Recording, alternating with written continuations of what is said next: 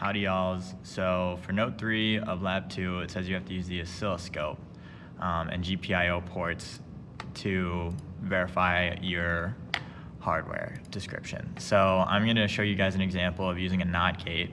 I have one input going into the NOT gate and 2 inputs coming out of it. One of them is going to be used for an LED, which is what was shown in the lab, and the second one I'm going to be connecting up to the oscilloscope using a GPIO port.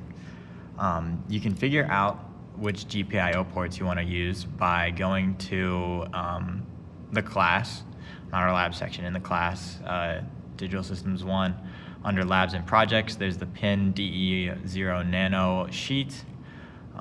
If you scroll down to the bottom of this, it shows you where pin 1 is when you orient the board like this. So if your buttons are at the top, pin 1's on the inside. So we want to try to use these outside pins because they're much more easy to access using the oscilloscope probe. So you figure out, oh, I want to use the one to the right of pin 1. So you scroll up to the top and you go, this is pin 1, so I want to use pin 2, which is GPIO 00. Now you go from this little diagram, GPIO 00, you scroll down, and we're using GPIO 0. That is the bar of connections that we're using. We scroll down GPIO 0, and we're looking for GPIO 00, which is going to be pin D3. So as you can see, I already labeled my oscilloscope output pin D3. The input is a toggle switch, a dip switch as they're called in the manual. If you scroll up at the very top of the document, it tells you what the pin numbers are for your push buttons, your LEDs, and your dip switches. So I'm using M1, which is dip switch 0. So once you get this done, we need a full compile. Once it's done full compiling, you can go to Programmer, and I'm just waiting for mine to full compile for you guys.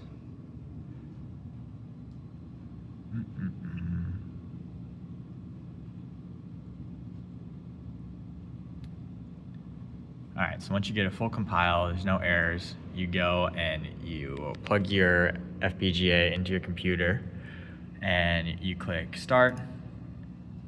Sometimes on the first try it fails. Just click start again, run it again, and it should say successful. If it doesn't say successful, something's not hooked up right. But as you can see, my LEDs are not pulsing anymore, so it's programmed. You find an oscilloscope. We have them in all of the labs, and to turn them all on, they have mostly the same interface. You use this button up top, and now it's going to take it a minute because these things are dinosaurs like Mark. It's going to load up.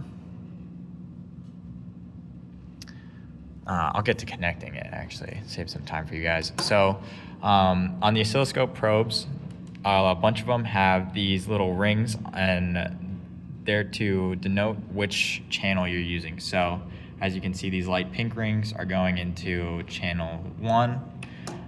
So I'd want to use channel 1. Sometimes you need to use 2 channels. This is the ground connection. So you're going to want to connect it to one of the nuts that are on the bottom of your device, because those are grounded to the device. And then pin 1, whichever pin I used is this one on the outside. So you take the probe and you squeeze this, and a little hook comes out, and then you just hook around the pin, and then you should be good to go. So this is loaded up. The first thing you're probably going to want to do is turn an LED on. So I use a lead pencil and I flip the dip switch. You can see the LED's on, and now I'm reading high on the oscilloscope. So I'm going to click this auto set button, which is going to reformat the display on the oscilloscope to better fit what I'm using it for. So now when I flip the switch to on, it's a NOT gate, so it's going to go back down to 0. It goes down. So the capture that you want to actually get is pretty simple. you're gonna go to this little trigger knob and you're gonna scroll it up. Now, if you can see right here, this little arrow is moving.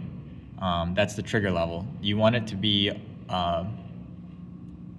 so when the wave goes up, the output goes up, it passes that trigger so that it actually triggers the device. Next, what you're gonna click is this single button. Once you click that, it's gonna say ready up top. And now, when I turn the switch off, turning the LED on and the output on, it will stop the device once triggered, and it will say action completed. That's what, at least I said, action completed. I don't know what ACQ stands for. But yeah, and then you get this nice little wave that you guys can include in your reports. So this is the last step needed for the checkoff. You guys are gonna need to learn how to do this because it's kind of required for almost all labs. I hope this video helps, and you may need to watch it a few times to understand what's going on, but if not, then awesome, cool, you guys know how to use an oscilloscope now. A few more things. So it's stopped right now. If you want to start the waveform going again, you click the run stop button. Now the waveform has gone straight across because it's doing a constant read. Say you want to stop it, you just click it. The indication of what the device is doing up top there, it says stop, so you know it's not reading anything anymore. And if you're seeing a blue line instead of a yellow line, it just means channel 2 is running. So if you use the other probe, you're gonna need to turn channel 2 on, or you might wanna turn it off. To turn them on and turn them off, you just click the channel buttons. So I can click channel 2 again and it goes away. I can click channel 1 again. I had to click it twice. It needs to get on the menu and then you click it and then it finally goes off. And now I can turn channel 2 on, I can turn channel 1 on. And yeah, I hope this helps. So I'll see you guys around in checkoff or in lab. Have an awesome day.